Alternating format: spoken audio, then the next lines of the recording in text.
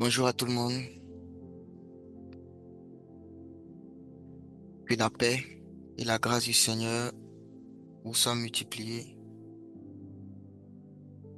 C'est encore une grâce et un plaisir pour moi d'être avec vous ce matin, pour passer un temps dans la présence du Seigneur, dans la prière et dans la parole. Je vous salue vous tous. Je ne peux pas citer tous les noms parce que vous êtes nombreux, mais je vous salue personnellement, chacun d'entre vous. Donc, on va commencer par prier. Tu vas te connecter à la présence du Seigneur qui est déjà avec toi. Il a dit, voici, je suis avec vous tous les jours jusqu'à l'achèvement de l'âge. Et comme Jésus n'est pas un menteur et qu'il tient toutes ses promesses, nous avons l'assurance qu'il est avec nous. Donc lorsqu'on prie, ce n'est pas pour l'inviter lui, parce qu'il est déjà là. La prière nous aide à nous connecter à sa présence qui est déjà là. La prière aide l'homme à être conscient que Dieu est présent, car Dieu est déjà présent avec lui. Donc tu vas prier et au travers de ta prière, ton esprit, ton âme et ton corps vont se connecter au Seigneur. Père, ce matin, nous te rendons honneur, louange et gloire. Merci pour le privilège que nous avons d'être là, réunis, rassemblés autour de ta parole, autour de ta présence, avec toi, Seigneur Jésus. Nous voulons vivre et expérimenter ce que tu es. Nous ne voulons pas juste entendre parler de toi. Nous voulons te vivre. Nous voulons t'expérimenter. Nous voulons vivre le Dieu dont les hommes qui ont écrit la Bible ont parlé. Nous voulons toucher ce Dieu-là. Nous voulons avoir notre expérience propre et personnelle de toi. C'est pourquoi ce matin, nous te prions. Enseigne-nous, guide-nous, illumine les yeux de notre cœur, afin que nous puissions te connaître davantage et marcher avec toi de manière beaucoup plus excellente. Merci pour ce matin, pour ton esprit qui est avec nous, pour ton esprit qui nous conduit dans toute la vérité. Au nom de Jésus. Amen. Amen. Amen. Donc, la semaine passée, j'avais commencé à parler de le coût d'acquisition de la sagesse ou encore les coûts d'acquisition de la sagesse. Acquérir la sagesse demande à ce que on fasse certains efforts. Et c'est de ça que j'avais commencé à parler. Et aujourd'hui, on va continuer. On va lire ensemble Proverbe chapitre 3. Je vais rappeler ce que j'avais dit sur la sagesse. Proverbe 3 à partir du verset 13. Il dit, heureux l'homme qui a trouvé la sagesse et l'homme qui possède l'intelligence. Car le gain qu'elle procure est préférable à celui de l'argent et le profit qu'on en tire vaut mieux que l'or. Le gain que procure la sagesse est préférable à celui de l'argent et le profit qu'on en tire vaut mieux que l'or. Verset 15. Elle est plus précieuse que les perles. Elle a plus de valeur que tous les objets de prix. Verset 16. Dans sa droite est une longue vie. Dans sa gauche, la richesse et la gloire. Verset 17. Ses voies sont des voies agréables. et tous ses sentiers sont paisibles. Verset 18. Elle est un arbre de vie pour ceux qui la saisissent, et ceux qui la possèdent sont heureux. Verset 19. C'est par la sagesse que l'Éternel a fondé la terre. C'est par les cieux, par l'intelligence qu'il a affermi les cieux. C'est par sa science que les abîmes se sont ouverts et que les nuages distillent la rosée. Je vais lire jusqu'au verset 24. Verset 21. Mon fils, que ces enseignements ne s'éloignent pas de tes yeux.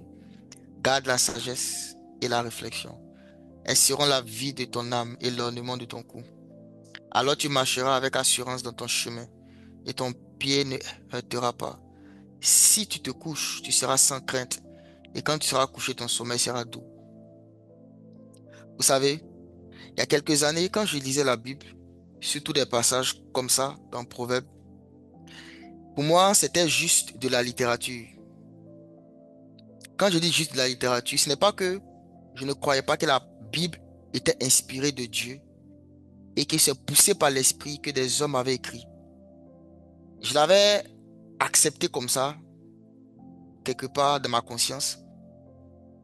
Mais en lisant un passage comme ça, je ne permettais pas forcément au passage de changer mes convictions, de changer ce en quoi je crois vraiment, de changer la manière dont je vais me comporter, la manière dont je vais conduire ma vie. Et c'est le cas pour la majeure partie des gens qui lisent la Bible et qui voient des passages comme ça, qui nous disent que le gain qu'on extrait de la sagesse est supérieur à celui de l'argent. Ça m'a pris des années pour croire ça. Ça m'a pris des années pour comprendre et pour croire ce que ça voulait dire. Il dit que celui qui trouve la sagesse, lorsqu'il va dormir, il sera sans crainte. Son sommeil sera doux. Il ne va pas redouter, il ne va pas redouter la terreur soudaine. Il ne va pas redouter l'attaque des méchants. Il dit que la sagesse est un arbre de vie pour ceux qui la saisissent. Et ceux qui possèdent la sagesse sont heureux. Alors que tout le monde cherche à être heureux. La Bible nous dit que celui qui possède la sagesse, il est heureux. La Bible dit que ses voies sont des voies agréables et tous ses sentiers sont paisibles.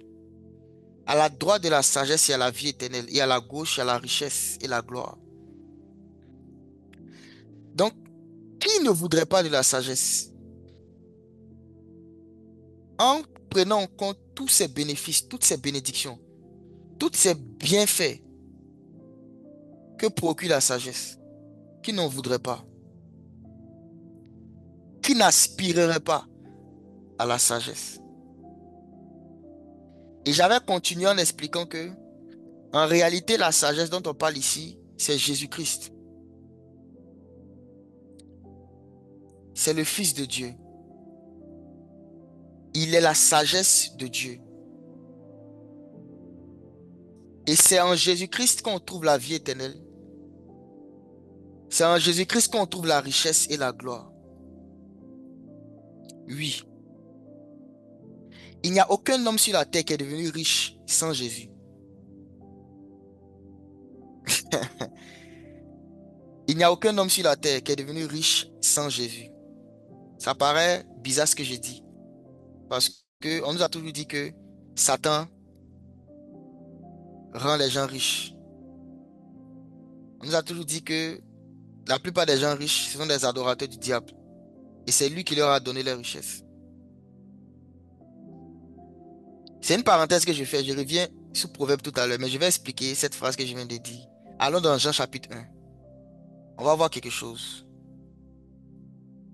C'est toujours en lien avec ce qu'on partage ce matin. Mais c'est un peu comme une parenthèse. Jean chapitre 1 à partir du verset 1. La Bible dit, au commencement était la parole, et la parole était avec Dieu, et la parole était Dieu. Elle était au commencement avec Dieu. Toutes choses ont été faites par elle, et rien de ce qui a été fait n'a été fait sans elle. Donc Jean nous parle de la parole. Et si vous lisez tout le chapitre 1, à partir d'un moment, il dit en fait que cette parole-là a été faite chair et elle a habité parmi nous. pleine de grâce et de vérité. Donc, on voit que la parole dont il parle ici, c'est Jésus-Christ. Donc, en remontant au verset 3 de Jean chapitre 1, il dit, toutes choses ont été faites par elle, et rien de ce qui a été fait n'était fait sans elle.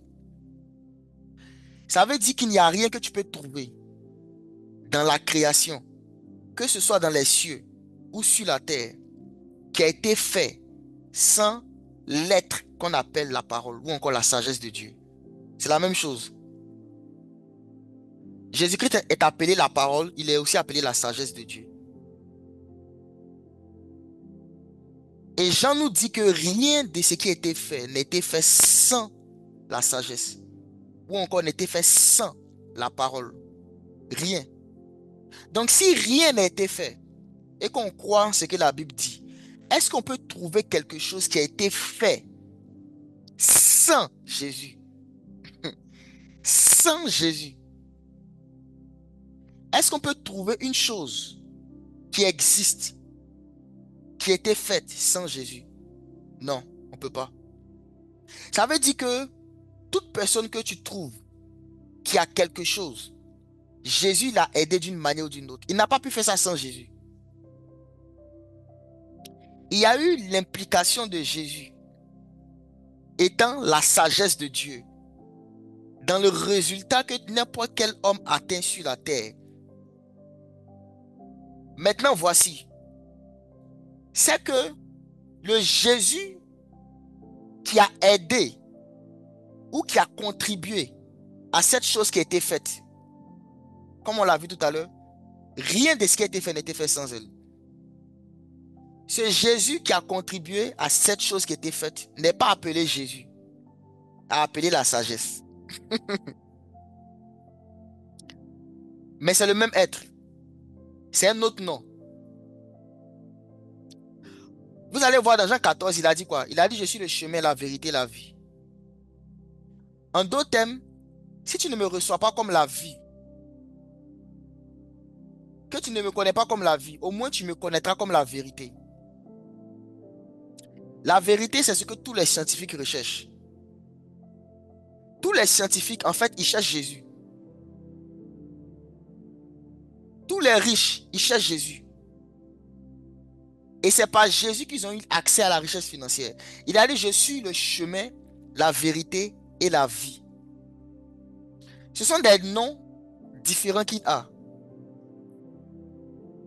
Il est la vérité, dans le sens où toute personne qui recherche la cause première des choses, l'explication des choses,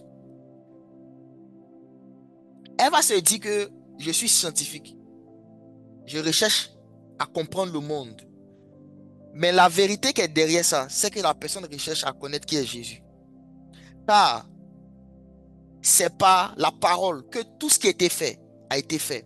Donc quand tu recherches la raison pour laquelle toutes choses ont été faites, ce que tu es en train de rechercher en réalité, c'est Jésus. Donc même les scientifiques, c'est Jésus-Christ qui veut l'étudier.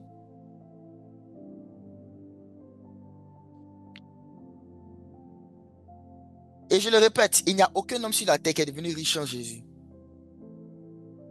Sauf que la partie de Jésus qu'ils connaissent, ce n'est pas la vie, c'est le chemin. Parce que Jésus-Christ est le chemin, la vérité et la vie. Jésus-Christ le chemin, ou encore Jésus-Christ la formule, ou encore Jésus-Christ les principes. C'est ce Jésus-là qu'ils connaissent. L'ensemble des principes qui gouvernent l'accumulation de richesses. L'ensemble des principes, ou encore des formules. Quand on parle du chemin, le mot chemin, en anglais, il a dit the way. Ça veut encore dire la manière ou encore la formule d'acquisition de quelque chose. Donc Jésus-Christ étant le chemin, c'est ce qui fait que toute personne qui atteint la richesse est passée par lui d'une manière ou d'une autre. Pourquoi? Dans le proverbe qu'on a lu tout à l'heure, il dit quoi? À la gauche de la sagesse se trouve la richesse et la gloire. À la droite se trouve la vie. Ce que les riches de ce monde font, ils méprisent la droite, là où la vie se trouve, et ils ne se concentrent que sur la gauche. Ils ne se concentrent que sur la gauche. Ils ne se concentrent que sur la gauche, là où se trouve la richesse et la gloire. Et ils ne sont pas conscients qu'en réalité, tout ce qu'ils sont et tout ce qu'ils sont devenus, rien n'a été fait sans le concours de la sagesse.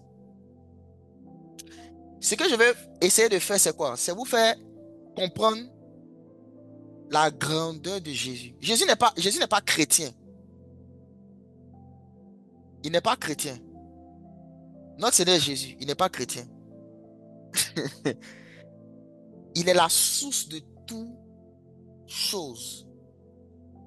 Il est le commencement. Il est la vie. Il est celui qui donne le mouvement à toutes choses. Il est celui qui donne la force à toutes choses.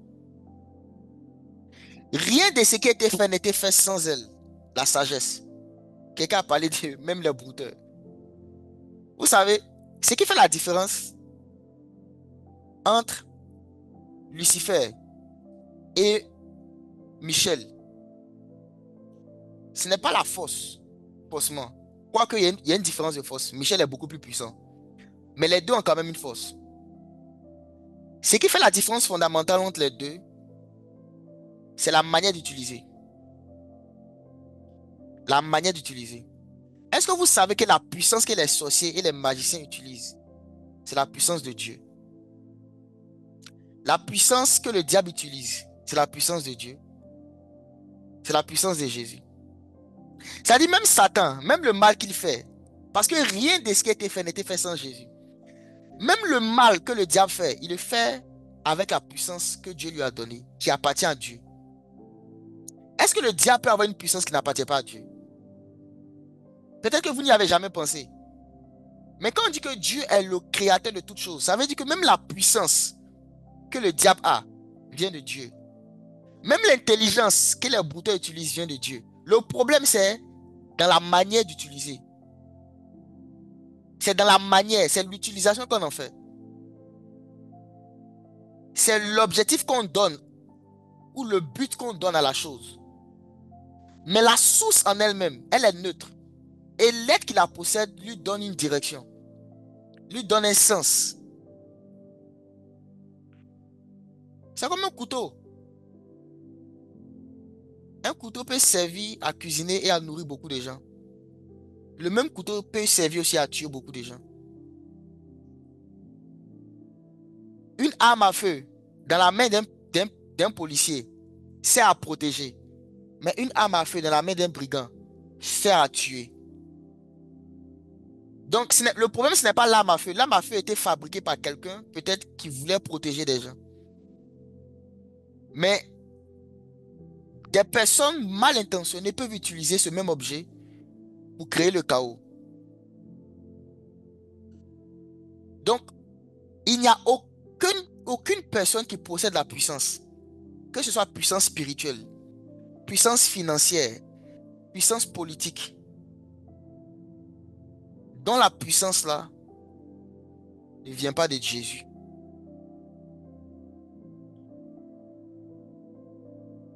Dernier verset qui prouve tout ce que je viens d'expliquer. Allons dans Matthieu 26.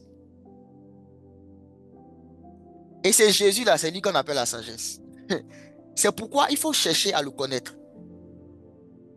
Quand tu vas le connaître, il y a des choses, je l'ai dit plusieurs fois, 99,99% des problèmes des chrétiens viennent du manque de connaissance de qui est Jésus-Christ. 99,99% des problèmes des chrétiens. On ne sait pas qui il est, on ne sait pas comment marcher avec lui. Dans Matthieu 26, pardon, Matthieu 28, on va lire ça. Donc, on est là ensemble, on va découvrir ensemble qui est Jésus. Parce que nous tous, on est en train d'apprendre. Matthieu 28, verset 18. Regardez ce qu'il dit. Matthieu 28, verset 18. Matthieu 28, verset 18. Jésus s'étant approché leur par là, ainsi. Il est par là ainsi. tout pouvoir m'a été donné dans le ciel et sur la terre. Je vous demande de prendre 2 secondes pour penser à cette phrase. Prenez que 2 secondes. Matthieu 28, verset 18. Jésus dit, tout pouvoir m'a été donné dans le ciel et sur la terre. S'il dit tout pouvoir m'a été donné, est-ce qu'on peut trouver une forme de pouvoir qui existe sur la terre qui n'appartient pas à Jésus? Est-ce qu'on peut trouver une forme de pouvoir qui existe sur la terre et qui ne lui appartient pas? Parce qu'il a vraiment dit tout. Il n'a pas dit la plus grande ou la principale. Il a dit tout. Vous savez, moi je prends Jésus au sérieux. Tout ce qu'il dit, je prends ça avec beaucoup de sérieux et beaucoup de munitions. S'il dit tout pouvoir lui a été donné, alors si je vois sur la terre quelqu'un qui a une forme de pouvoir, que ce soit financier, politique ou spirituel, ce pouvoir appartient à Jésus. C'est ce que je vous avais expliqué une fois quand je parlais de la sorcellerie. J'ai dit la puissance même que les sorciers utilisent appartient à Jésus. Et que vu que Jésus appartient à toi, tu peux bloquer cette puissance. En fait, ce ne sont pas des informations gratuites. C'est des choses, si tu sais, tu comprends que la puissance même qu'il utilise pour t'attaquer appartient à celui qui habite en toi. Donc c'est comme quelqu'un qui veut utiliser une chose qui t'appartient toi pour te faire du mal. Mais toi, tu as le contrôle. Tu as le contrôle sur ce qui t'appartient. Tu as le contrôle sur ce qui appartient à Jésus qui habite en toi. Il a fait de toi héritier de Dieu et co-héritier avec lui. Ça veut dire que tout ce qui lui appartient, parce que tu es son épouse, il te l'a aussi donné. Ça veut dire que la puissance financière appartient à l'Église. La puissance politique appartient à l'Église. La puissance spirituelle appartient à l'Église. Pourquoi? Parce que tout pouvoir a été donné à Jésus. Pas à Jésus-Christ Dieu. Parce que Jésus-Christ Dieu n'a pas besoin de ça. Il n'en a pas besoin. Il est tout puissant. Mais Jésus-Christ homme, c'est lui qui a reçu ça. Et Jésus-Christ homme a reçu ça pour son épouse. Parce qu'il n'a même pas utilisé. Regardez à quel moment tout pouvoir lui a été donné. C'était juste avant d'aller au ciel. Donc pourquoi avoir tout pouvoir sur la terre si ce n'est pas pour rester sur la terre? Au ciel, on peut comprendre parce qu'il est allé au ciel. Mais Matthieu 28, rappelez-vous, c'était après sa résurrection. C'était juste quelques instants avant qu'il ne monte au ciel. Pourquoi avoir tout pouvoir sur la terre s'il ne va que rester au ciel? En réalité, Jésus-Christ n'est pas qu'au ciel, il est sur la terre. Son corps est sur la terre. Son corps, c'est son esprit qui est au ciel, mais son corps est sur la terre. Et son corps, on appelle ça l'église. Donc toi et moi, nous sommes des membres. Donc connaître Jésus-Christ ou encore connaître la sagesse de Dieu, c'est connaître tout ce dont je suis en train de parler ici. C'est-à-dire que quand tu vois qui est Jésus, tu n'es plus limité. Il n'y a plus de limite dans ton imagination, dans ce qui est possible. Et ça m'a permis de comprendre un passage où il dit tout est possible à celui qui croit. Parce qu'en réalité, quand tu vois l'immensité et la grandeur de qui il est, tu vois qu'il n'y a rien d'impossible. Tout pouvoir m'a été donné dans le ciel et sur la terre. Et je ne vais pas dire c'est malheureusement ou heureusement, pour nous qui sommes enfants de Dieu, toutes les vérités que nous avons, toutes les promesses ou toutes les bénédictions que nous avons de Dieu ne deviennent tangibles que lorsque nous les connaissons, nous les croyons et nous les pratiquons. Je répète, toutes les promesses que Dieu nous a données ou toutes les choses auxquelles nous avons droit ne deviennent tangibles dans nos vies que lorsque nous les connaissons, nous les croyons et nous les pratiquons. Ça veut dire que tant que tu es ignorant de quelque chose que tu es censé avoir, ça ne va pas se manifester. C'est un principe du royaume des cieux. Voilà pourquoi il dit aussi longtemps que l'héritier est ignorant, il ne diffère pas de l'esclave, quoi qu'il soit le maître de tout. Donc, où tu es là, tu as beaucoup de problèmes. La Bible dit que tu es maître de tout. Mais tu ne vois pas la manifestation. Pourquoi? Parce que tu es ignorant. Tu es ignorant de quoi? Tu es ignorant du Seigneur Jésus. Tu ne sais pas qui il est. Et parce que tu ne sais pas qui Jésus est, tu ne sais pas qui tu es. Tu es ignorant. Donc, rechercher la sagesse, c'est chercher à connaître ce Jésus-là. Parce que le connaître, ça va avoir des implications sur ta vie. C'est pourquoi dans Proverbe 3, il dit que celui qui a eu la sagesse là, le gain qu'il va tirer de ça est supérieur à celui que donne l'or, à celui que donne l'argent. Parce que le gain de la connaissance de Christ est supérieur au gain que l'argent va te donner. L'argent, ça peut payer tes factures, te faire voyager. Mais il y a des problèmes que l'argent ne pourra jamais résoudre. Il y a des maladies que l'argent ne peut pas guérir. Il y a des informations que l'argent ne peut pas te donner. Il y a des connexions que l'argent ne peut pas te donner. Il y a des protections que l'argent ne peut pas te donner. Par contre, celui qui a la sagesse, à la droite de la sagesse, il y a la vie éternelle. Et à la gauche, il y a la richesse et la gloire. C'est pas moi qui le dis, c'est dans ta Bible. Parce qu'il y en a, dans mon esprit, je sens ça. Il y en a, pendant que vous m'écoutez, quand je parle de l'argent, il y a quelque chose qui vous dérange dans votre esprit. Vous êtes dérangé. Mais je vais vous poser une question simple. Si quelque chose est ton esclave, entre toi et lui, qui doit avoir peur de son ami? Il y a quelqu'un qui est en train de m'écouter. Quelque chose te dérange dans ton cœur. À chaque fois que je mentionne ça, la richesse. Maintenant, moi, je te pose une question. Si quelqu'un est ton esclave, entre toi et l'esclave, qui doit avoir peur de qui? Le fait d'avoir peur maintenant d'entendre le mot argent, le mot richesse, c'est une preuve que tu es esclave de ça. Parce que quand tu deviens maître de quelque chose, ça ne te dit plus rien. C'est comme rien. C'est tellement plus grand que ça que c'est rien. Donc, tu n'as pas peur de dire le mot. C'est pas un mot banni de la Bible. La Bible dit à l'agneau appartient la richesse et la gloire. Dieu est riche. Et en tant que son enfant, tu n'es pas pauvre. Vous avez déjà rencontré l'enfant d'un multimilliardaire qui est pauvre? À moins qu'il le veuille. Parce qu'il y a des enfants qui ne veulent pas. Leur papa est riche, mais ils ne veulent pas. Vous avez déjà rencontré l'enfant d'un multimilliardaire qui est pauvre? Ça n'existe pas. Quelqu'un me dira, mais Dieu n'est pas riche en argent. Il est riche en bonté. C'est faux. C'est faux. Parce que c'est Dieu qui a créé la terre. Ça veut dire que Dieu est le propriétaire, le plus grand propriétaire terrien. Toute la terre lui appartient. Ça veut dire lui n'a pas, il n'a pas de terrain où il va faire litige dessus. Tout le terrain de la terre lui appartient. Il a créé. Non seulement il a créé les terrains, mais en plus tous les minéraux, l'or, l'argent, le diamant qui sont enfouis dans la terre lui appartiennent. C'est lui qui les a créés. Donc Dieu n'est pas riche seulement que dans les choses spirituelles. Dieu est riche en toutes choses qu'il a créées. Il est riche en tout. Soyez décomplexés. N'ayez pas peur de l'argent. Si l'argent va te rendre quelqu'un qui va plus aimer Dieu, c'est que l'argent n'a fait que révéler quelque chose qui était caché en toi. Si à cause de l'argent, tu arrêtes tu arrêtes de marcher avec Dieu et tu te détournes de la voie de Dieu, c'est que tu avais un problème à la base. Parce que la Bible me parle d'un homme comme Abraham, qui était peut-être milliardaire à son temps, mais il craignait Dieu, il adorait Dieu. Isaac, qui était plus riche même peut-être que son père. Jacob, David, Daniel, des gens qui étaient hyper riches mais qui adoraient Dieu.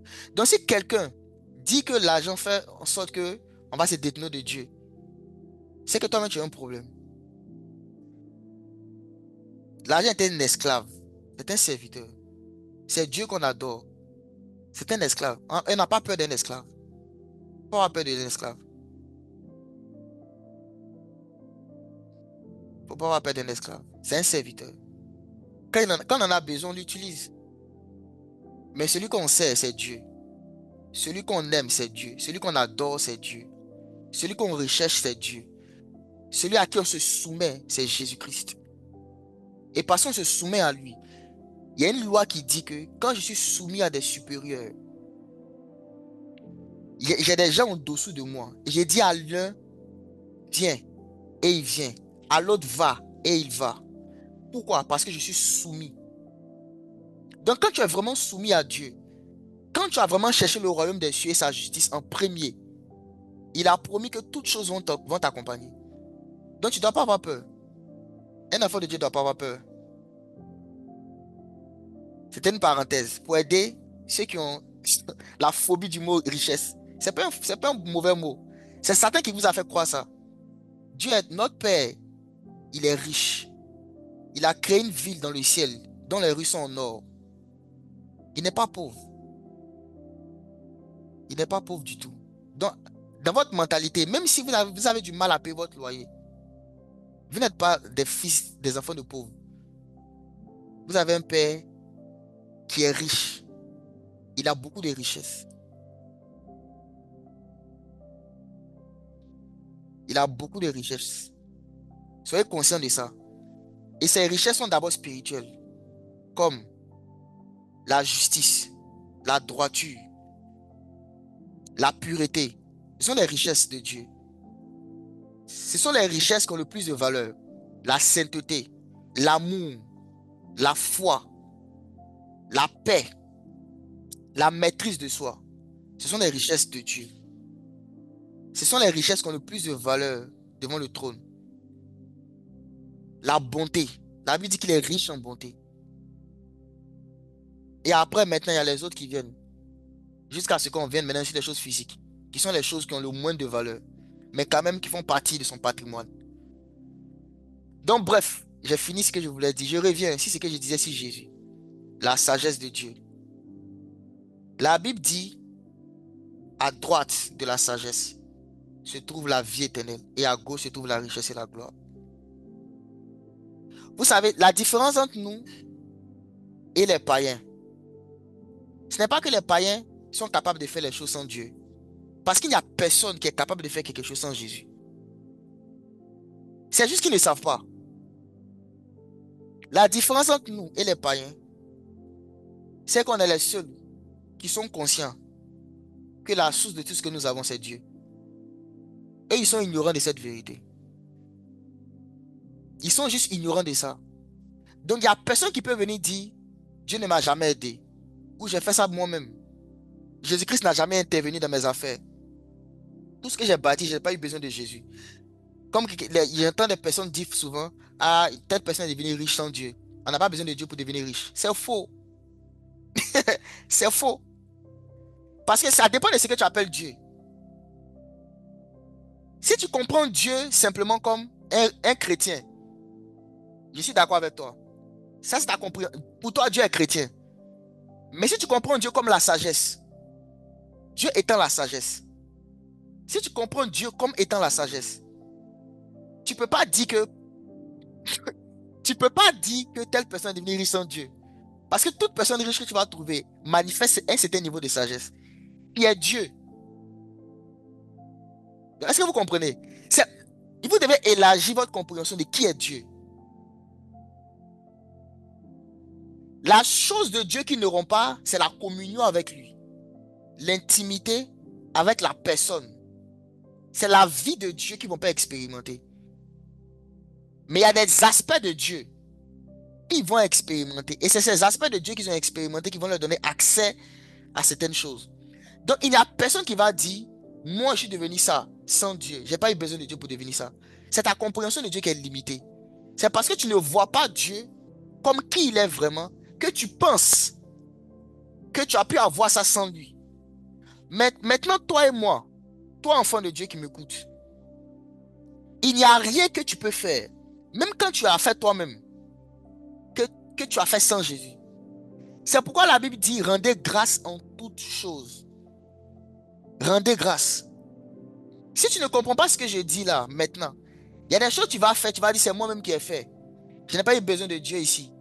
Pour telle chose là, j'ai besoin de Dieu, mais pour telle chose, je n'ai pas besoin de Dieu. Non, c'est ta compréhension de Dieu.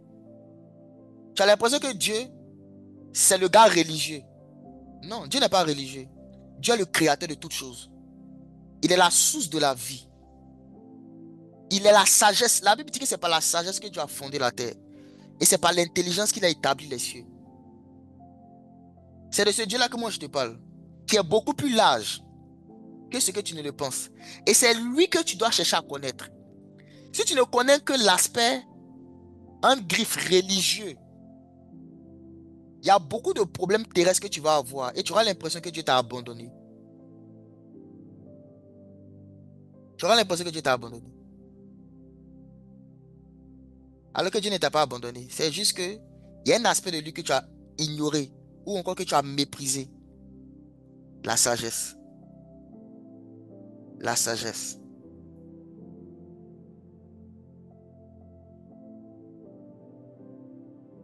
Comprenons que quand Dieu a créé les cieux et la terre,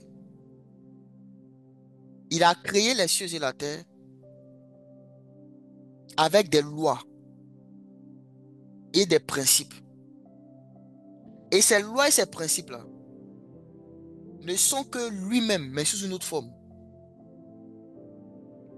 Les lois et les principes de Dieu, c'est Dieu lui-même, mais sous une autre forme. La loi de la sémence, par exemple, qui dit que quand tu prends une sémence, que tu la mets dans la terre, en fonction du type de sémence que c'est, il y a des sémences que tu dois arroser régulièrement, des sémences où tu n'as pas forcément besoin de le faire. Mais la loi de la sémence dit que quand tu mets une sémence dans la terre et que la terre est fertile, elle va germer et elle va porter du fruit. Ceux qui travaillent dans les champs, ceux qui font l'agriculture, ils sont tellement habitués à ça que c'est normal. On ne pense pas vraiment comment ça se fait. On voit pas vraiment que c'est un miracle. Que je mets quelque chose dans la terre comme ça, qui est caché, après quelques semaines, ça sort. Quand vous allez au marché, vous achetez des tomates, des oignons, des pommes, des bananes. Vous êtes au marché, vous achetez simplement. Vous ne voyez pas en fait qu'en réalité, ce que j'ai en train d'acheter là, ça vient de la terre. On a mis quelque chose dans le sol et c'est sorti sous une autre forme. C'est ce qu'on appelle des principes ou encore des formules.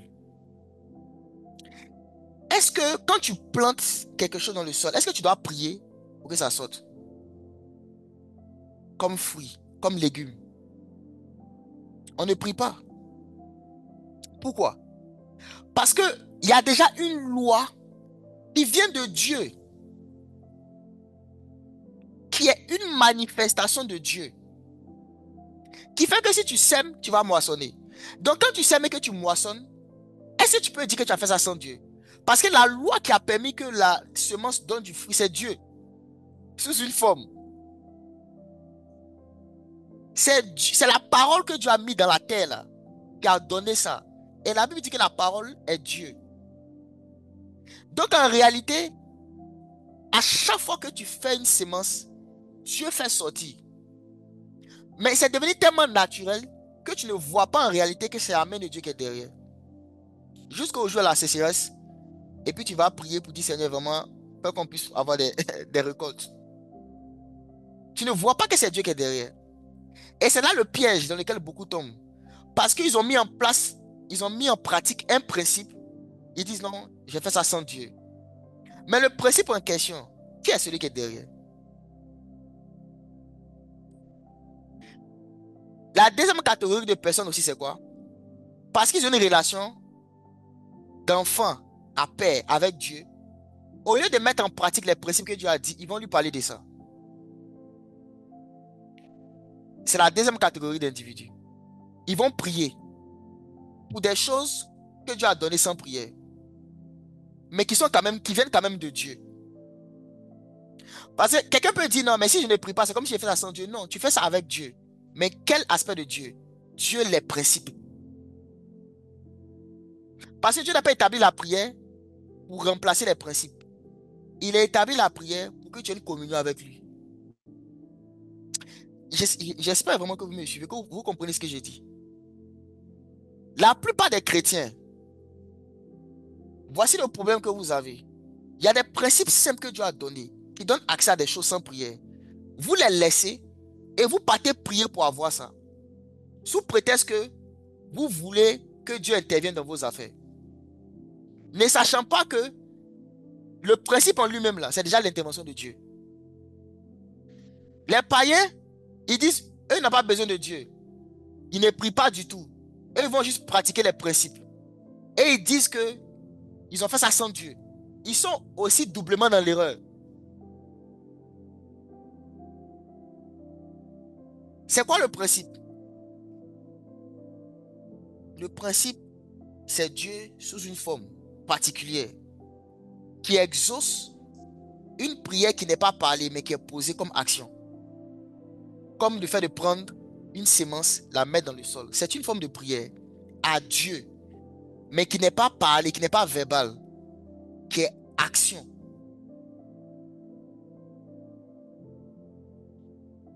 Et donc quand tu fais cette prière, c'est Dieu qui t'exauce. Et Dieu qui veut t'exaucer en toutes choses. Hmm. Lorsqu'on parle à Dieu dans la prière, le but de ça, c'est de bâtir une relation. C'est une amitié qu'on veut bâtir avec Dieu. C'est d'abord ça le principe. C'est une amitié. Mais il y a des choses qui nous manquent sur la terre. Dieu a établi d'autres prières qui ne se font pas par juste venir lui parler, mais par les principes. Et malheureusement, les païens ont plus compris ça que les enfants de Dieu. Et ils mettent en place les principes. Sauf que dans leur ignorance, ils ne savent pas qu'ils étaient exaucés par Dieu. Parce qu'ils ont l'impression que si je ne suis pas chrétien, alors Dieu ne m'aime pas, alors Dieu n'a rien à faire avec moi. Non. Dieu n'a pas besoin que tu sois chrétien pour t'exaucer. Dieu exauce parce qu'il est amour. Parce qu'il aime, parce qu'il veut prendre soin de toi. Il t'a créé et il veut que tu aies les moyens à ta disposition pour bien vivre. C'est la raison pour laquelle il le fait. Mais au-delà de ça, il veut une amitié avec toi. C'est là maintenant que la prière qu'on connaît là, qu'elle prend son sens. Je ne dis pas qu'il ne faut pas prier pour demander des choses matérielles à Dieu ou des choses qu'on veut, dont on a besoin. Pas du tout. Mais quand tu pries comme ça, sache que dans la majeure partie du temps, la manière dont Dieu va te répondre, c'est en t'inspirant un principe que tu dois pratiquer. Parce que la prière n'a pas été donnée pour remplacer les principes de Dieu. Et l'ensemble des principes de Dieu, quand on les met ensemble, ça forme un thème qu'on appelle la sagesse. La sagesse, la sagesse.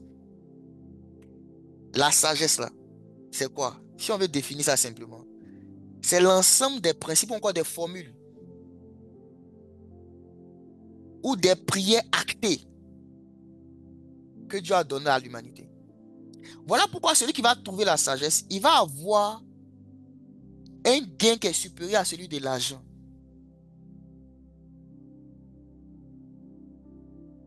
Parce que la sagesse va te donner l'argent, mais autre chose,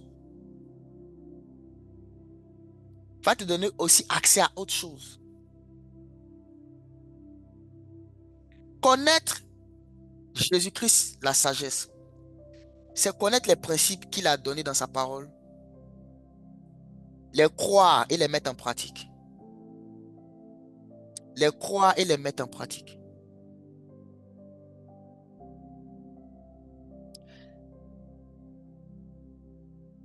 Lire la Bible, ce n'est pas un acte religieux. Le but, ce n'est pas de lire la Bible parce qu'un chrétien doit lire la Bible. Parce qu'il y en a qui font ça. Non, ça fait 2 jours que je n'ai pas lu la Bible, il faut que je lise la Bible. Non, ce n'est pas ça le but. Le but de la lecture de la Bible, c'est de découvrir en fait les facettes de Dieu que tu ne connaissais pas en vue d'ajuster ton caractère, tes comportements, tes décisions. Donc tu lis dans le but de trouver, de comprendre les principes que Dieu a donnés en vue de les vivre. C'est ça le but derrière la lecture, l'étude. C'est de découvrir Dieu en vue de pratiquer ce qu'on a découvert et de pouvoir expérimenter Dieu de certaines manières qu'on ne connaissait pas. Aspirer à la sagesse, c'est aspirer à la connaissance de Christ. C'est aspirer à la compréhension, à la connaissance des principes de Dieu. Et si tu connais ça, tu vas voir que il y a des choses pour lesquelles tu priais d'une certaine manière. Parce qu'il ne veut pas dire que tu ne pries pas. Mais tu vas changer ta manière de prier pour ça. Et tu auras des réponses claires à certaines préoccupations, à certaines difficultés que tu auras dans la vie. C'est ça connaître Dieu. C'est ça connaître Dieu. Je n'ai même pas même abordé, je suis encore dans l'introduction, même mon message du jour. Je n'ai même pas même commencé à aborder le thème en particulier. Demain, je vais continuer. Mais regardez, est-ce que vous savez que dans la pensée parfaite de Dieu, on ne doit pas vivre de miracles?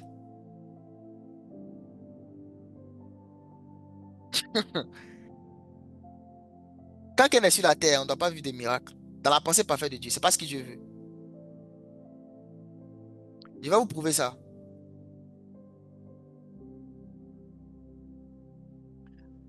Déjà, mais il faut définir c'est quoi un miracle. Un miracle n'est pas quelque chose de forcément surnaturel.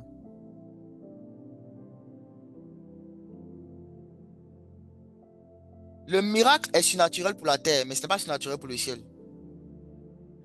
Est-ce qu'un oiseau qui est en train de s'envoler, c'est surnaturel? Une question que je pose. Est-ce qu'un oiseau qui s'envole, est-ce que c'est surnaturel? Ok. Maintenant, si un homme s'envole, est-ce que c'est surnaturel? Si un homme s'envole. Donc vous voyez, un oiseau qui vole, ce n'est pas surnaturel, mais un homme qui vole, c'est surnaturel. Pourquoi? Parce qu'à la base, l'homme n'a pas la capacité de voler sur la terre. Donc, s'il arrive à faire quelque chose qui n'est pas dans ses capacités naturelles, ça devient un miracle. Mais un oiseau dont la capacité naturelle c'est de voler, qui vole, ce n'est pas un miracle. Donc, quand Dieu guérit un malade, est-ce que ce n'est pas dans la capacité naturelle de Dieu de guérir? Est-ce que Dieu n'est pas la guérison? Est-ce qu'il n'est pas Rapha? C'est comme un oiseau qui s'envole.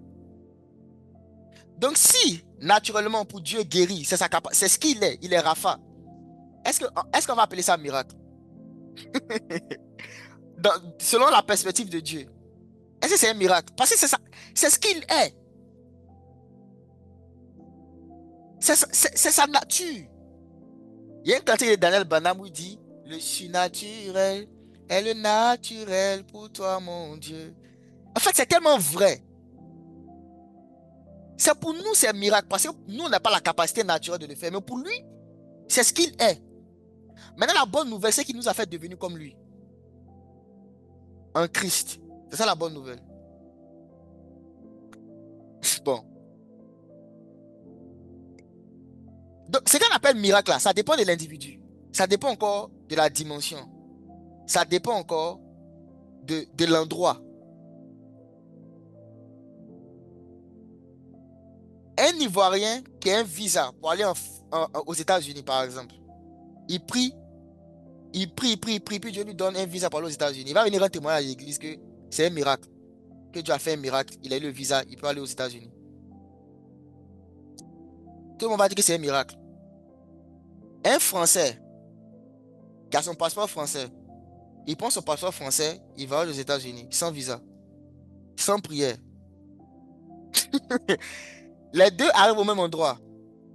Pour l'un, c'est un miracle, pour l'autre, c'est rien du tout. Pourquoi?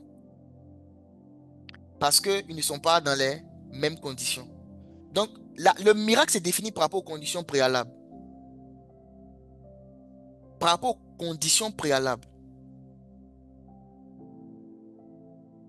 Une fois que tu comprends ça, dans ton esprit, tu ne vas plus voir les miracles ou les choses surnaturelles comme trop difficiles. Pour Dieu. C'est comme marcher. C'est comme guérir les malades. C'est comme Jésus. C'est comme s'il disait bonjour à quelqu'un. C'est ça. Pour lui, c'est ça, guérir les malades. C'est comme s'il disait bonjour à quelqu'un. C'est tellement facile pour lui. C'est sa nature. C'est ce qu'il est. Ce que je viens de dire là, si tu comprends ça, ça va te donner certaines fois quand tu vas prier pour les malades. Il y a une fois que tu vas avoir. Parce que tu comprends que c'est trop facile pour Dieu en fait. C'est pour toi que c'est dur. Donc au lieu de te faire confiance à toi, fais-lui confiance à lui. Pour lui, ce n'est pas un miracle. C'est pas quelque chose qu'il va transpirer pour faire. C'est pour toi que c'est dur. Donc qu'est-ce que tu fais maintenant? Oriente ta foi vers lui. Mets ta foi en lui, en sa puissance. Ça va faire que tu vas plus avoir le fardeau de non, c'est trop difficile. Cancer, là, c'est pour nous que c'est compliqué. Pour Jésus, mal de tête, cancer, c'est la même chose. Pour Jésus-Christ, mal de tête et puis cancer, c'est la même chose. Il ne voit pas la différence. C'est nous, on a mis les noms compliqués. Sida et puis mal de dos. Pour Jésus, c'est la même chose. C'est nous, on a mis des noms pour nous embrouiller. On a mis des noms pour nous embrouiller. Lui, il n'a pas de problème avec ça. C'est pour ça que quand on lit la Bible, on dit guérissez toutes sortes de maladies. On n'a pas besoin de donner le nom de la maladie. Parce qu'il n'a pas besoin de ça. C'est sa nature de guérir, il est le Rapha. Ça, c'est une autre révélation de Jésus. C'est pas le sujet du jour.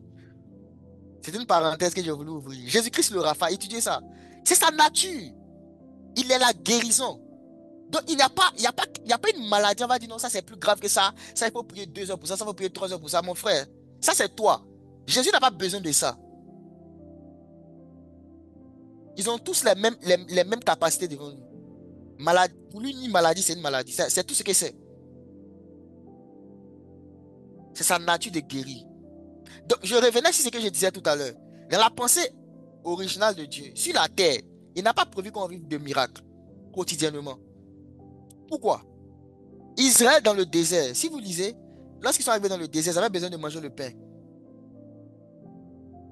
Ils avaient besoin de manger le pain. Et Dieu a dit que je vais faire pleuvoir le pain du ciel. Dieu leur a donné la manne. Ils ont mangé la manne dans le désert. Je vous pose une question. Ceux qui connaissent la Bible, ils ont mangé la manne pendant combien de temps?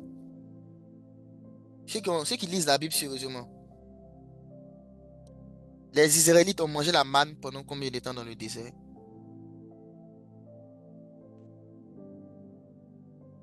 Ok. Les gars dit 40 ans. Qui n'a pas su de ça?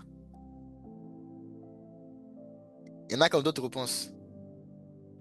Pendant combien de temps ils ont mangé la manne dans le désert? Ok, apparemment tout le monde connaît. D'accord. Quelqu'un a dit 400 ans, non, c'est 40 ans, pardon. C'est 40 ans. Quand ils sont rentrés dans le désert, ils ont mangé la manne pendant 40 ans. Jusqu'au jour, le jour où la manne s'est arrêtée, c'est quel jour? C'est le jour où ils sont arrivés à la frontière de la terre promise, à la frontière de Canaan. Et maintenant, quelle était la particularité de Canaan? C'est que Canaan était le pays où le lait et le miel. C'était un pays où il y avait une terre fertile, où ils pouvaient faire l'agriculture, avoir le blé, avoir l'orge, avoir les grappes de raisin. Donc, parce qu'ils pouvaient faire l'agriculture à Canaan, dès qu'ils sont arrivés à Canaan, la manne s'est arrêtée. Maintenant, regardez quelque chose. Dans le désert, chaque jour, Dieu faisait pleuvoir le pain du ciel. Ça, c'était un miracle extraordinaire. Imaginez ça. C'était un miracle extraordinaire. C'était tous les jours, sauf peut-être le jour du sabbat. Dieu faisait apparaître le pain. Maintenant, Dieu dit, je vais vous faire graduate. Comment dire en français, je sais pas comment je dis ça. Je vais vous améliorer. Vous êtes dans une situation où je vais vous faire vivre un miracle tous les jours. Maintenant, je vais vous améliorer. Je vais vous amener dans une situation où vous n'allez plus, je ne vais plus faire des miracles tous les jours, mais vous allez cultiver. Mais c'est une amélioration. Je répète ce que j'ai dit. Dans le désert, Dieu donne à manger à Israël tous les jours par miracle. Par miracle. Pendant 40 ans. Et Dieu dit que ce n'est pas sa volonté parfaite pour Israël parce qu'il ne veut pas qu'ils restent dans le désert. Il veut les amener sur une terre où il n'aura plus besoin de leur donner à manger par miracle. En griffe, parce que c'est toujours un miracle qui va se passer là-bas aussi. Il va les amener sur une terre où il ne va plus faire pleuvoir le pain, mais où ils vont cultiver la terre. On peut avoir l'impression que ils ont été. Vraiment, j'ai trop de mots anglais dans mon esprit. On peut avoir l'impression que la terre promise, l'expérience qu'ils ont vécue sur la terre promise est inférieure à celles qu'ils ont vécues dans le désert. Puisque dans le désert, il y avait le pain qui était là, chaque matin de manière surnaturelle. C'était là de manière surnaturelle. Et puis Dieu dit, je vais vous emmener dans un lieu qui est meilleur. Un lieu qui est meilleur que ça. Où le lait et le miel. Mais le lieu qui est meilleur là, il n'y a pas de pain surnaturel là-bas. Il n'y a rien de surnaturel. C'est la terre qu'il faut cultiver. Qu'est-ce que ça enseigne? C'est vraiment profond comme...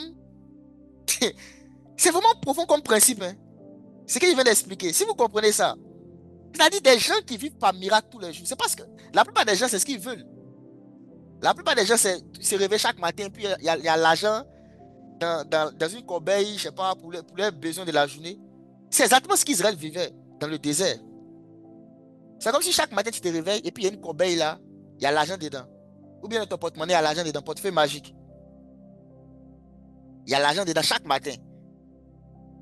Ça, on va dire ça, c'est le top de la spiritualité. Quelqu'un qui vit ça va dire c'est le plus spirituel. Mais pour Dieu, les enfants d'Israël étaient plus spirituels à Canaan que dans le désert. Malgré qu'il n'y avait pas le miracle de pain. Pour Dieu, les enfants d'Israël étaient beaucoup plus spirituels sur la terre promise que dans le désert. Alors que c'est dans le désert qu'il y avait les miracles tous les jours. Et à Canaan, il fallait cultiver. Qu'est-ce que ça nous enseigne sur la mentalité de Dieu? Qu'est-ce que ça enseigne? Parce que la plupart d'entre nous, si on nous demandait de choisir entre Canaan et le désert, on allait choisir le désert. Parce que dans le désert, tu te réveilles le matin, le pain est là. C'est comme portefeuille magique, tu te réveilles, l'argent est là. Tu fais tout ce que tu veux. Alors que à Canaan, sur la terre promise, tu dois aller au champ, tu dois travailler, tu dois cultiver la terre. Tu dois cultiver la terre. Pourquoi? Parce qu'en réalité, à Canaan, Israël fonctionnait avec des principes. Dans le désert, Israël fonctionnait avec la miséricorde. À Canaan, Israël fonctionnait avec des principes. Dans le désert, Israël fonctionne avec la miséricorde. Dieu ne veut pas que tu fonctionnes avec la miséricorde. Il peut t'accorder la miséricorde pour te faire sortir d'une situation difficile pendant un temps. Mais sur le long terme, il veut que tu développes des principes. Il veut que tu mettes en place des principes qui vont qui vont te rendre stable sur le long terme. Jésus-Christ peut faire apparaître l'argent dans ton compte bancaire si tu as vraiment besoin d'argent de manière ponctuelle. Il peut le faire. Moi, je crois en ça. Parce que rien n'est... Il y a tout ce qui est miracle. Ça, pour nous, c'est un miracle. Pour Dieu, ce n'est pas un miracle. Il n'y a rien qui est impossible à Dieu. Mais il ne va pas le faire tout le temps. Il ne va pas le faire tout le temps. Parce qu'il veut que tu fonctionnes plus par ses principes, par sa parole, par ses principes éternels, que par la miséricorde. La miséricorde, il te l'accorde pendant un temps. Mais les principes, il prend plus plaisir à ça. Que tu pratiques ce qu'il a, les principes qu'il a mis dans la terre. Les principes d'acquisition de la richesse. Et vous savez, les Juifs, ils ont compris ça. Les Juifs ont tellement compris ça que ce sont les gens les plus riches de la terre. Vous pensez que les richesses viennent de quoi? Ça vient de leur compréhension de la Torah. C'est les chrétiens qui lisent la Bible et ils ne voient que le ciel. Les Juifs, les richesses qu'ils ont, ça vient de leur compréhension de la Torah. Ils ont compris la pensée de Dieu. Que c'est quand tu es dans le désert que Dieu te nourrit de la manne. À partir du moment où tu as réussi la terre où coule le lait, le miel, là, il faut cultiver. Il faut chercher le lait, il faut chercher le miel. Travaille la terre, travaille. Tout ce qu'il a mis autour de toi est une richesse. Tout ce que tu as mis autour de toi est une richesse. Mais il te faut la sagesse. Il te faut la sagesse pour pouvoir tirer ça. Et cette sagesse-là, c'est Jésus. Et demain, je vais expliquer comment est-ce qu'on cherche Jésus. Comment est-ce qu'on connaît Jésus. Comment est-ce qu'on recherche cette sagesse-là? Jésus-Christ est la parole de Dieu, la sagesse de Dieu. Quelles sont les choses à mettre en place? Quelles sont les choses à mettre en place? Le fait de mettre en place des choses, d'établir des principes, ce n'est pas contre Dieu. Beaucoup de gens pensent que marcher par l'esprit, c'est vivre au jour le jour. Chaque matin, je me réveille et puis je vis au jour le jour. C'est ça, marcher par l'esprit. Et c'est le plus haut niveau de spiritualité. C'est faux. Si c'était le cas, Israël allait rester dans le désert. Dieu les a emmenés sur une terre. Ils étaient devenus plus spirituels là-bas que quand ils étaient dans le désert. Parce qu'il les a emmenés de gloire en gloire. La terre était tellement importante que même Moïse, qui était le prophète, qui les a fait sortir d'Égypte, Dieu lui a dit qu'il ne va pas rentrer. Il a vu la terre de loin. C'était la récompense. Cette terre-là, c'était la récompense ultime. Mais c'est là-bas qu'il fallait mettre en place les principes. Sur la terre promise. Alors qu'ils étaient dans le désert, c'était quoi? C'était au jour le jour. Ne pas avoir de plan, de structure. C'est une manière de vivre.